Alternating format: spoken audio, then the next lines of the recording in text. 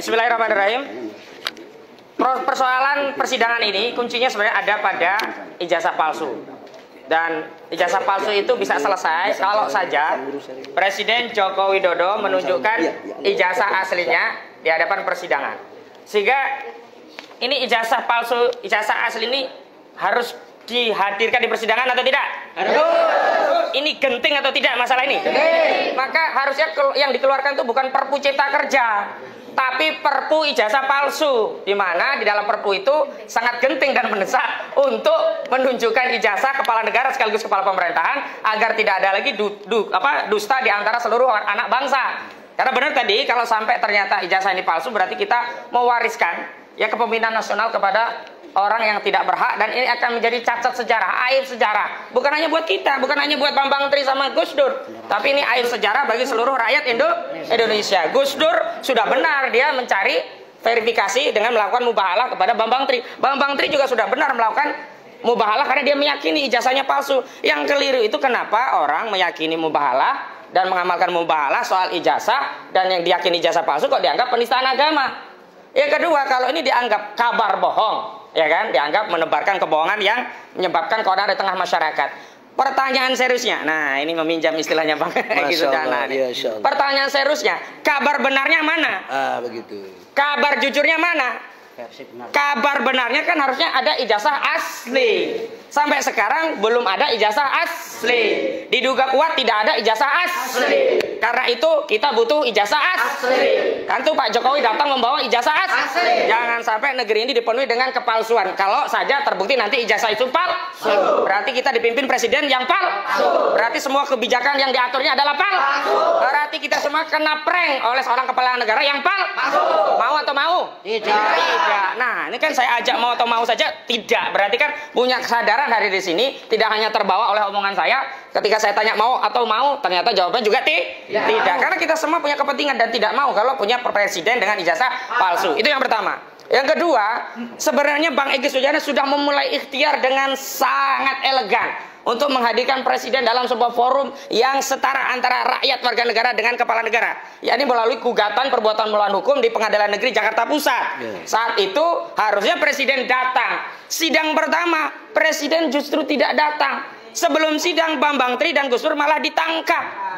Dan akhirnya Bambang Tri tidak mampu untuk menghadirkan bukti-bukti di persidangan dan mencabut. Dan sekarang, karena sekarang kasusnya pidana, jadi beban pembuktian ada pada polisi jaksa dan jaksa. Jadi jaksa yang harus menghadirkan presiden dan ijazah aslinya di persidangan ini. Kalau kita udah tanya guru-guru, teman, handai tolan, anak cucu, kemudian juga peliharaan-peliharaan ditanya, kambing ditanya, kodok ditanya, cebong ditanya. Tapi yang punya ijazah belum pernah ditanya. Ijazah aslinya belum pernah dihadirkan. Ini persidangan apa ini gitu? Ada kabar bohong kan berarti ada kabar benarnya ya kan? Menuduh orang kabar bohong tapi tidak menunjukkan mana kabar benarnya.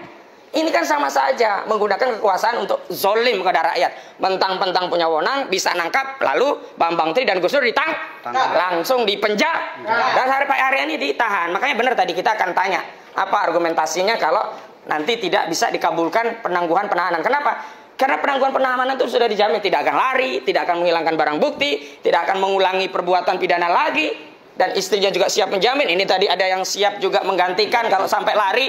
Gus Dur gak mau sidang ya, yang di sidang gantinya ada nih. Jadi kita mau lihat nanti bagaimana pertimbangan hakim terhadap permohonan penangguhan yang diajukan. Yang ketiga, saya kira ini yang paling penting bukan bagi kita semua. Kita hadir ini betul tadi bukan hanya karena membela Gus Dur juga Bambang Tri, tapi kita punya kepentingan yang lebih besar. Bagi siapa? Bagi generasi bangsa ini, generasi seterusnya. Ya ini anak cucu kita yang tidak tahu menahu sejarahnya, kok nanti ternyata di buku sejarah Indonesia tertulis, di Wikipedia tertulis, negara Indonesia yang begitu luas dengan ribuan pulau, dengan luas wilayah yang luas sekali, dengan penduduk ya jutaan, ternyata pernah dipimpin oleh seorang presiden dengan ijazah palsu. Ini kan memalukan, benar tidak? Makanya kita jangan sampai mewariskan ya legacy memalukan ini kepada anak cucu kita. Ini yang paling penting. Dan persoalannya juga bukan hanya karena ijazah palsu, karena kebijakan presiden selama ini selalu menimbulkan ketidakadilan di tengah rakyat.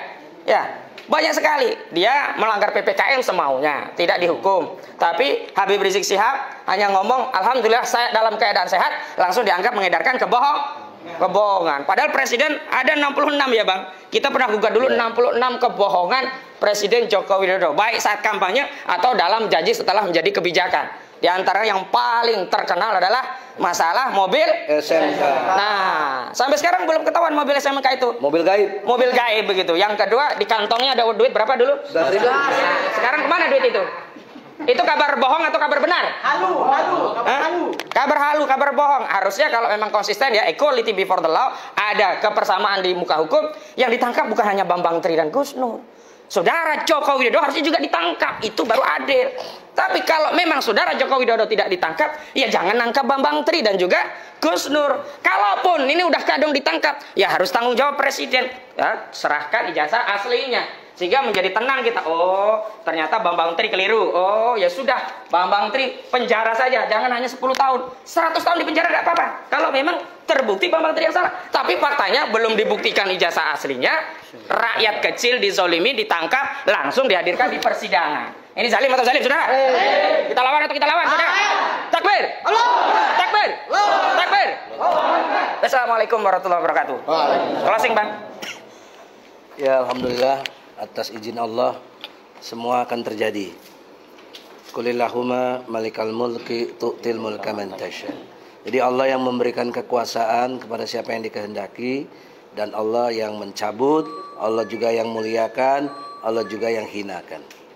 Saudara-saudara, terutama majelis hakim dan jaksa, peristiwa politik berhimpitan dengan peristiwa hukum. Sebentar lagi peristiwa politik akan ada. Sekarang udah 2023. Ya. 2024 akan ada pergantian. Kalau Anda masih mempertahankan kekuasaan yang zolim, membela mereka yang tidak benar, Anda ingat peristiwa akan jalan terus. Dan kami mencatat rakyat, kamu hakim yang zolim, kamu jaksa yang zolim, kami catat. Dan ada perubahan nanti, kalian tiba gilirannya harus diadili dengan pengadilan rakyat. Itu aja, ingat baik-baik, hakim, jaksa, polisi, Anda telah membuat catatan pribadi Anda yang membuat Anda ini adalah orang-orang zolim yang menzolimi rakyat Indonesia, dalam hal ini Gus Nur dan Bambang Tri, dan kami semua yang mencintai kebenaran, kejujuran dan keadilan. Semoga demikian, mohon diperhatikan. Assalamualaikum warahmatullahi wabarakatuh. Waalaikumsalam warahmatullahi wabarakatuh. Takbir!